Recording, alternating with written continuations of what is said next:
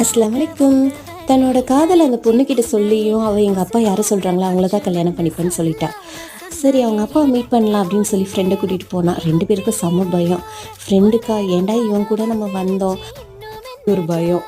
திரும்ப வீட்டுக்கு போவோமா இல்லை கல்லறைக்கு போவோமா அப்படிங்கிற பயம் கூட அவனுக்கு இருந்துச்சு. அவங்க அப்பாட்ட போய் பேசினா, சார் நான் உங்கள் பொண்ணை ரொம்ப சின்சியராக லவ் பண்ணுறேன், எனக்கு கல்யாணம் பண்ணி வைங்க, உங்கள் பொண்ணை சந்தோஷமாக காலம் ஃபுல்லாக பார்த்துக்கன்ட்டு.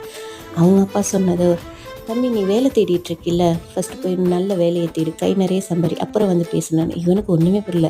நம்ம வேலை தேடுறது எப்படி இவருக்கு தெரியும்னு. தான் பொண்ணு பின்னாடி ஒருத்தவன் அலையிறாங்கிறப்பே அவனை பற்றின எல்லா டீட்டெயில்ஸுமே அவர் கலெக்ட் பண்ணிட்டாரு. அவருக்கு இந்த பையனை பிடிச்சிருந்துச்சு. அதனால தான் இப்படி ஒரு பதிலை சொல்லியிருந்தார். கரெக்டாக ஒரு 2 வருஷம் கழித்து அந்த பையன் திரும்பவும் போய் பொண்ணு கேட்டான். அந்த பொண்ணை கல்யாணம் பண்ணான். இந்த கதையை 2010 நான் கேட்டேன். கேட்குறப்ப அவங்களுக்கு கல்யாணம் ஆகி குழந்தையே இருந்துச்சு கையில்.